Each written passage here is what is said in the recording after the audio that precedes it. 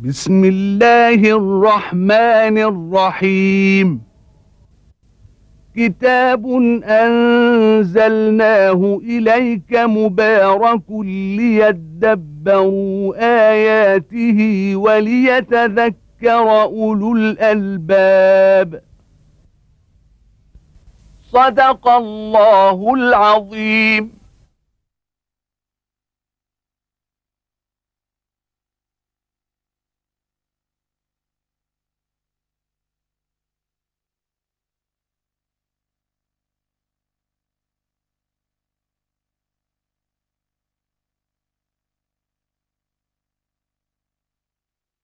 الحمد لله رب العالمين، وأصلي وأسلم على عبد الله ورسول الأمين وعلى آله وأصحابه ومن اهتدى بهديه وعمل بسنته إلى يوم الدين.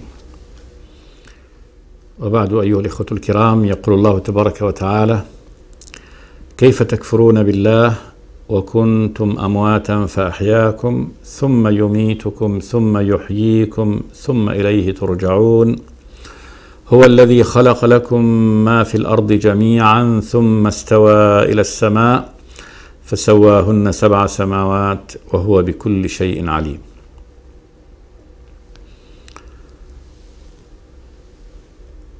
كيف تكفرون بالله وكنتم أمواتا فأحياكم؟ سؤال من الله تبارك وتعالى لخلقه وعباده، يراد به الإنكار والتعجب من فعل الناس. كيف تكفرون بالله وكنتم أمواتا فأحياكم؟ كيف يمكن أن يتأتى للإنسان أن يكفر بالله تبارك وتعالى؟ هذا خطاب الجميع ممن يكفر بالله تبارك وتعالى. وكنتم أي أيها المخاطبين أمواتا،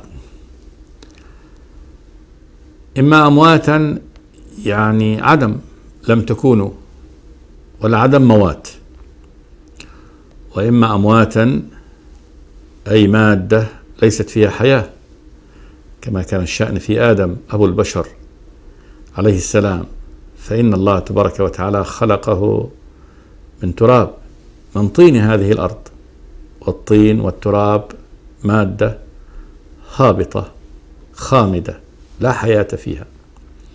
ثم إن الله تبارك وتعالى سواه على صورته ونفخ فيه سبحانه وتعالى من روحه فكان بشرا سويا. ثم إن الله تبارك وتعالى خلق زوجه حواء من ضلع من أضلاعه. ثم إن الله تبارك وتعالى بث منهما رجالا كثيرا ونساء.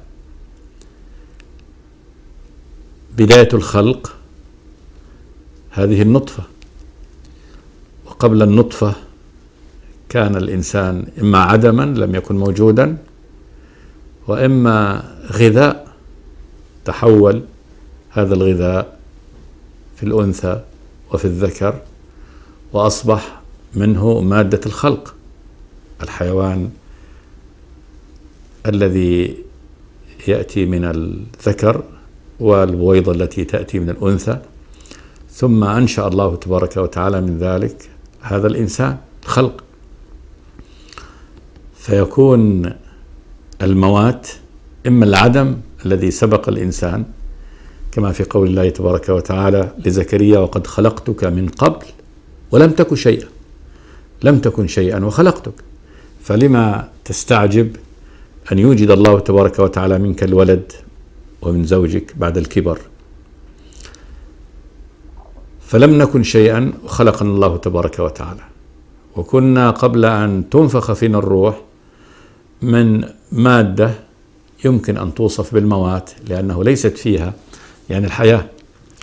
فيخبر الله تبارك وتعالى عنا وأننا ليس وجودنا وجودا واجبا، بل إننا وجود ممكن، لم نكن وكنا. فيقول الله تبارك وتعالى: كيف تكفرون بالله وكنتم أمواتا فأحياكم؟ فأنتم لم تكونوا شيئا ثم أوجدكم الله تبارك وتعالى، والضرورة لا شك أنها تلجئ كل ذي عقل أن يعتقد بأن له موجد أوجده، وأنه لا يمكن أن يكون قد أوجد نفسه، فإن الإنسان المخلوق لا يوجد نفسه، ولا أن يكون قد أوجد من غير موجد بلا شيء هكذا بدون أن يكون له موجد. استحيل هذا في بداهة العقول أن يوجد شيء، وخاصة إذا كان هذا الشيء منظم مرتب منسق محكم البناء بدون أن يوجده موجد. فهذا تدفعه بداهة العقول. أي عقل يدفع أن يرى شيء فيظن أنه وجد بغير موجد، فالمخلوق لا يوجد نفسه، وكذلك لا يمكن أن يوجد بغير موجد، إذا له موجد، كما قال جل وعلا: أم خلقوا من غير شيء أم هم الخالقون. والحال أنه لم نخلق من غير شيء ولسنا الخالقين، إذ لنا إله. كيف تكفرون بالله وكنتم أمواتا فأحياكم. وهذا معلوم لنا، معلوم لكل إنسان ذي عقل أنه قد وجد قبل أن لم يكن ميتا، والمحيي هو الله سبحانه، فأحياكم. قال جل وعلا: ثم يميتكم. وهذه يصدق بها الجميع، فإن هذه من الضرورات كذلك التي لا يمكن أن تدفع، وذلك أنها أمر يعني مستقر متواتر، أن كل حي إلى موت. ثم يميتكم ثم يحييكم، إخبار منه سبحانه وتعالى. وهذا ينبغي أن يكون كذلك من بداهة العقول، فإن هذا ثابت بالخبر الصحيح من الله تبارك وتعالى، الذي معلوم في بداهة العقول أنه هو الذي قدر على الإيجاد وعلى الإحياء. إذن يحييكم، هذا في قدرته وفي مكنته سبحانه وتعالى في إمكانه. ثم إليه ترجعون، ثم إليه ترجعون، مرجع الخلق بعد ذلك إليه، وذلك لفصل القضاء وليأخذ كل جزاءه. فهذا إخبار من الله تبارك وتعالى. فالله يعجب يعني من يسمع ومن يقرأ كيف يعني يصح للإنسان أن يكفر بالله، الله الذي خلقه من العدم على هذا النحو، والذي أوجده، والذي هو يميته وهو يحييه ومرجعه إليه. يعني إن الكفر بالله تبارك وتعالى الذي هذا شأنه أمر فظيع عظيم جدا. أولا أنه جحود ومكابرة ورد لضرورة العقل، ثم إن وراءه ما وراءه من المسؤولية العظيمة والعذاب العظيم الذي ينتظر المكذبين. فهذه كذلك يعني من يعلم أن وراء هذا الجحود والكفر هذه العذاب العظيم، كيف يكفر بالله؟ يعني كيف تكفر بالله تبارك وتعالى والحال أن الله هو الذي خلقك، وأنه هو الذي يحييك وهو يميتك وسيكون مرجعك إليه لتلقاه. فهذا تفظيع وتهويل من أمر هذا الإنسان الكافر، أنه كيف يتأتى الكفر منه والحال يعني أن الأمر على هذا النحو. كيف تكفرون بالله وكنتم أمواتا فأحياكم ثم يميتكم ثم يحييكم ثم إليه ترجعون. ثم وصف الله تبارك وتعالى، استطرد في وصف نفسه جل وعلا فقال: هو الذي خلق لكم ما في الأرض جميعا. أيضا هذا ربكم الذي خلقكم على هذا النحو من العدم، والذي هو يميتكم وسيحييكم وترجعون إليه. كل هذه الموجودات التي ترونها والتي لا ترونها مما حولكم الله خالقها. وهذا كذلك إخبار من الله تبارك وتعالى، وضرورة العقل تلجئ إليها. وتدفع كل ذي عقل أن يلجأ إلى هذا، وذلك أن هذا الذي يعني حولنا لا شك أنه خلق محكم بديع، ومن يدعي أنه قد خلقه؟ لا يدعي أحد من المخلوقين بأنه خالق هذا إلا وكان كاذبا، كما فعل فرعون مثلا، كما فعل نمرود. لا يدعي يعني أحد غير الله تبارك وتعالى أنه خلق شيئا من هذا الوجود إلا وكان كاذبا، وظهر كذبه، ولم يعني يخبر بهذا إلا الرب الإله سبحانه وتعالى. وكذلك من ادعى أن هذا الموجود بغير موجد فهو كاذب كذلك، يرده بداهة العقول.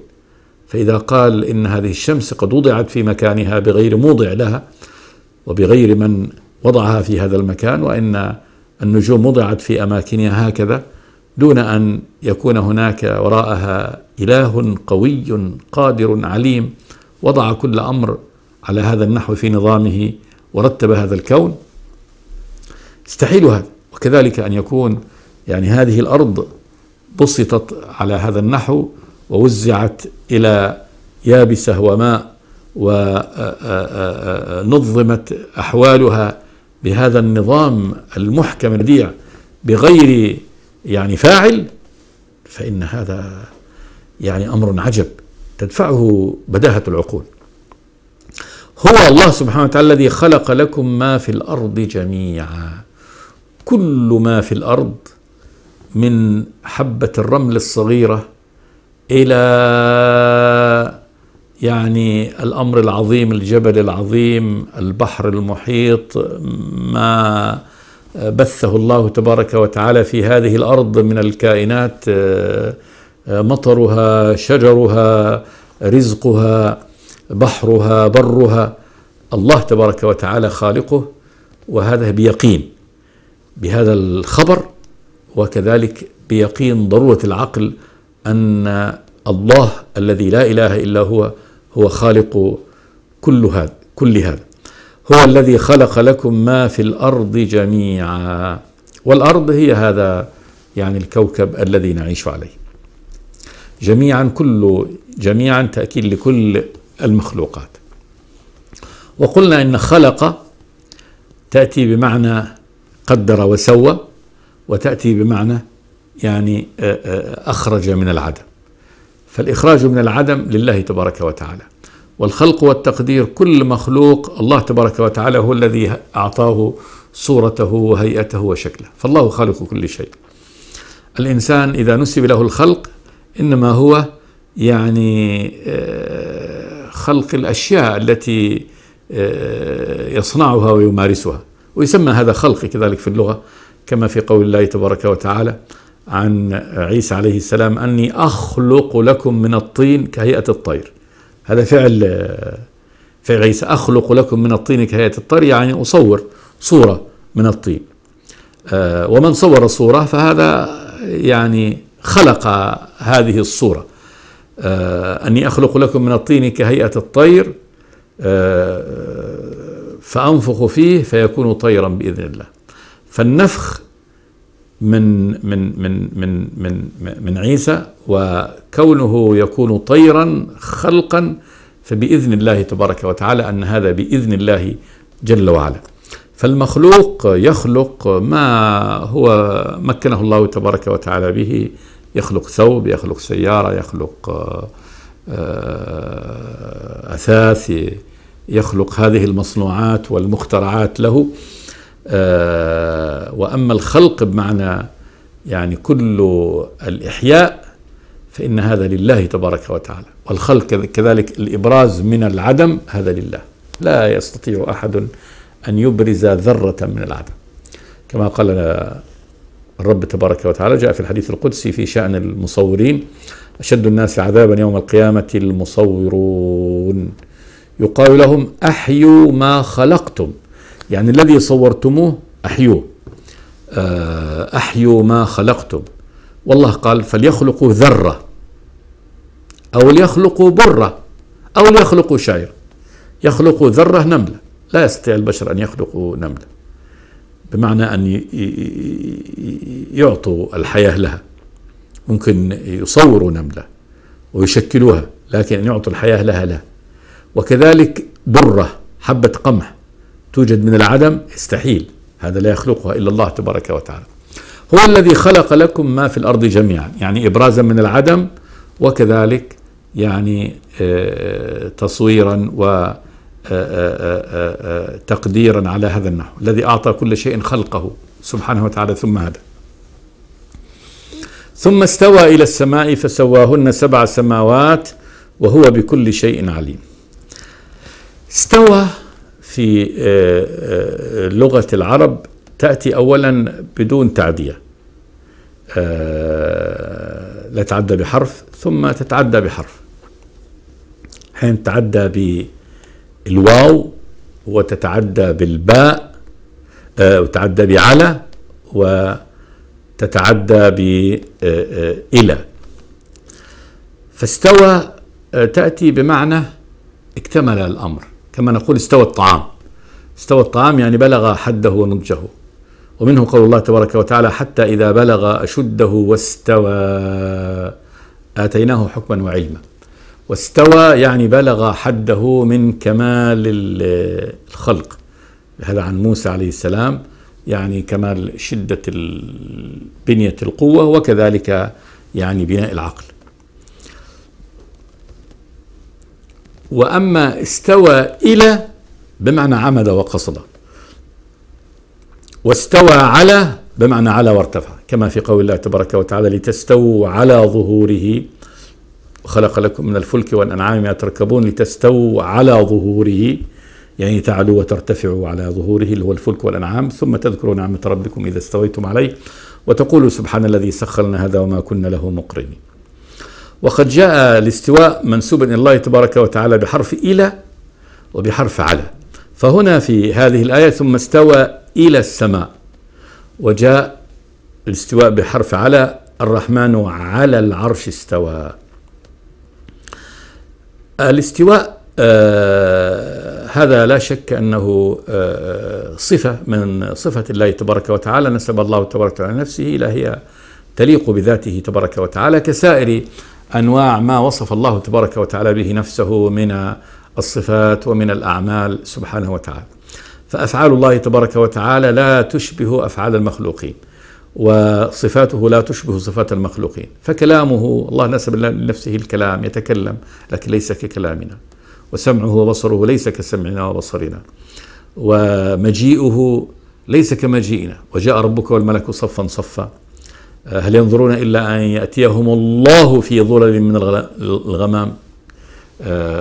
فنسب المجيء إلى الله والإتيان إلى الله تبارك وتعالى. فإتيان العبد غير إتيان الخالق سبحانه وتعالى، وكذلك استواء العبد غير استواء الخالق سبحانه وتعالى، استواء يليق بذاته سبحانه وتعالى.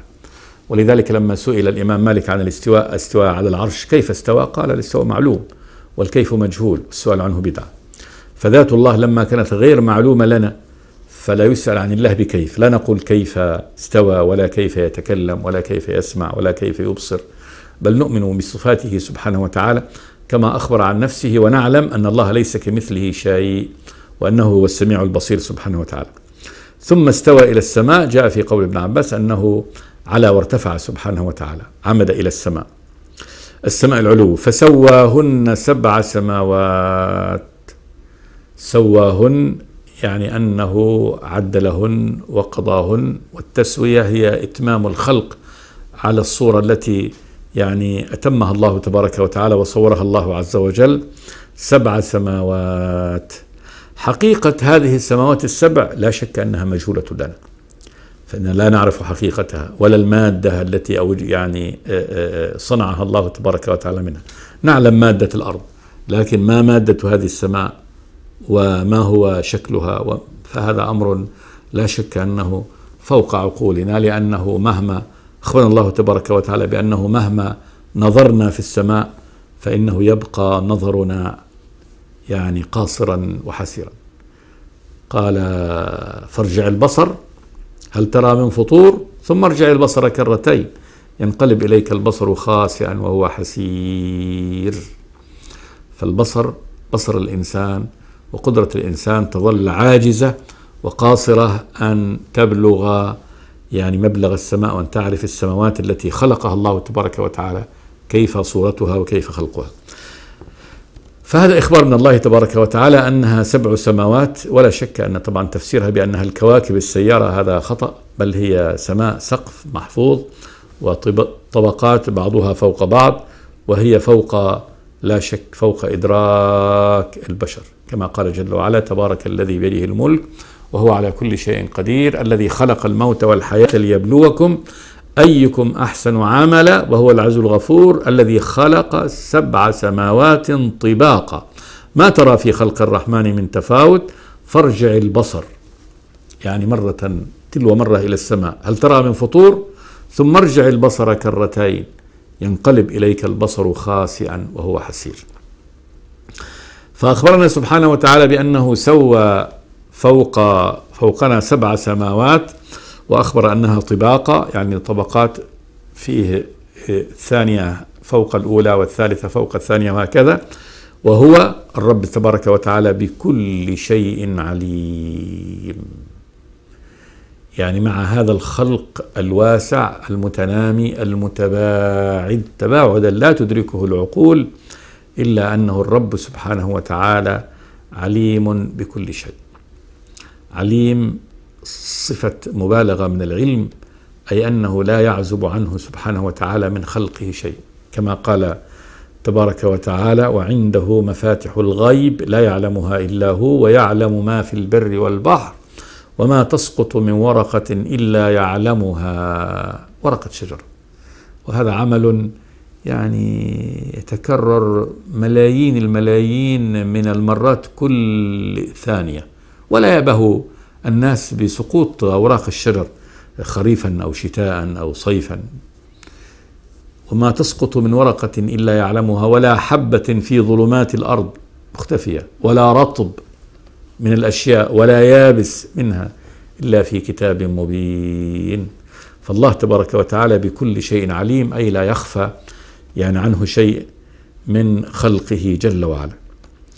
وهذا يأتي بعد هذا السؤال الذي فيه تعجيب وإنكار: كيف تكفر أيها الكافر بالله تبارك وتعالى والحال أن ربك هو الذي خلقك على هذا النحو؟ كيف تكفرون بالله وكنتم أمواتا فأحياكم؟ ما كنت شيء، كما قال يعني صاحب الجنتين، كما قال الرجل لصاحب الجنة، الرجل الفقير لصاحب الجنة المتبطر المتعالي بجنته، قال له: أكفرت بالذي خلقك من تراب ثم من نطفة ثم سواك رجلا؟ يعني كيف تكفر بهذا؟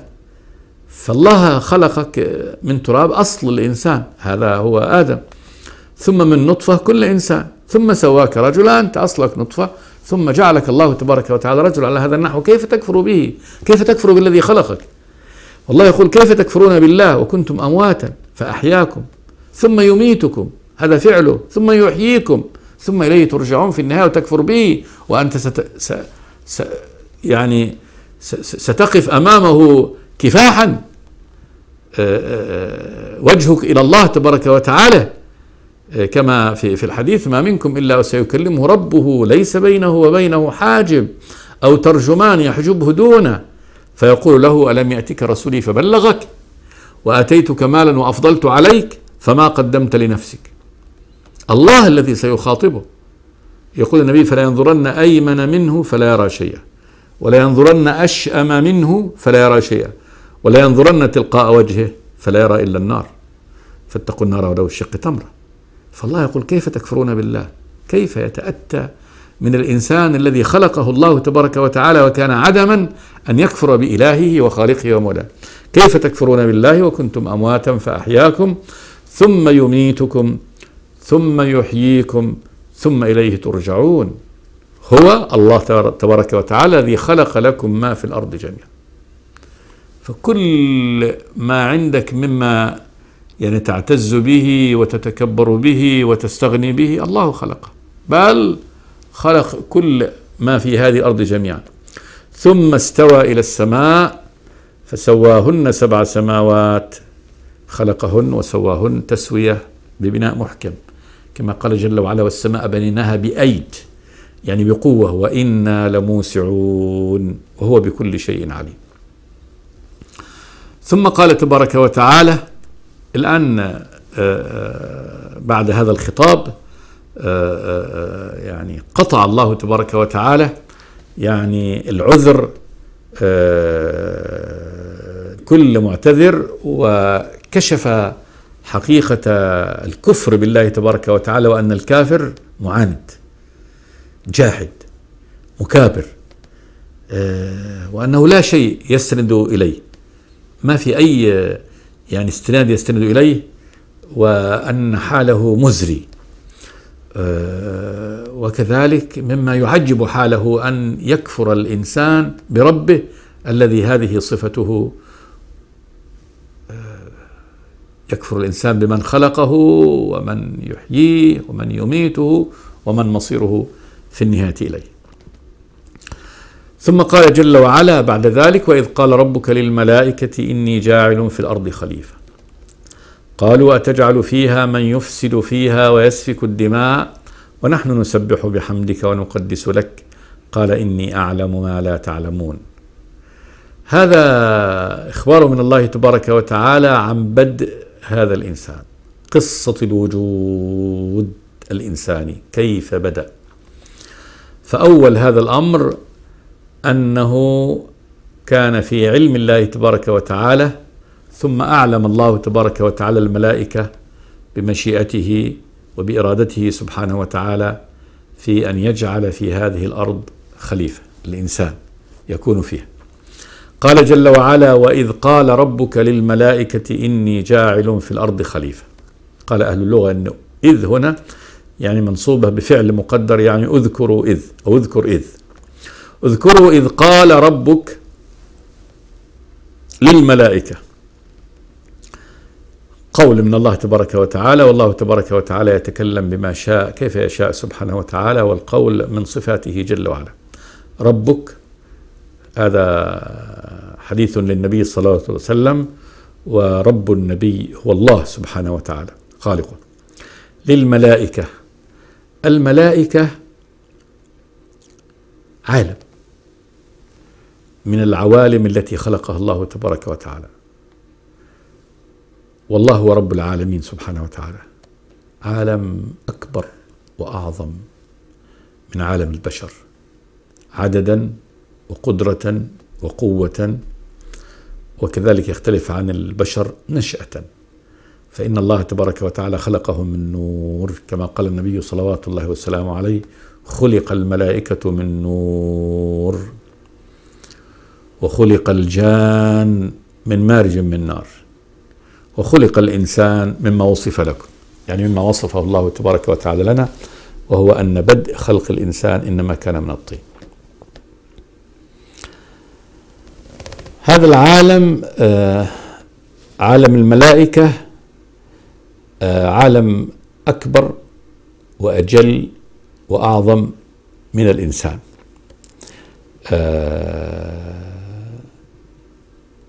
ولتفصيل هذه الآية حديث آخر في الحلقة الآتية إن شاء الله. أقول قولي هذا وأستغفر الله لي ولكم من كل ذنب، وصلى الله وسلم على عبده ورسوله محمد. بسم الله الرحمن الرحيم. كتاب أنزلناه إليك مبارك ليدبروا آياته وليتذكر أولو الألباب. صدق الله العظيم.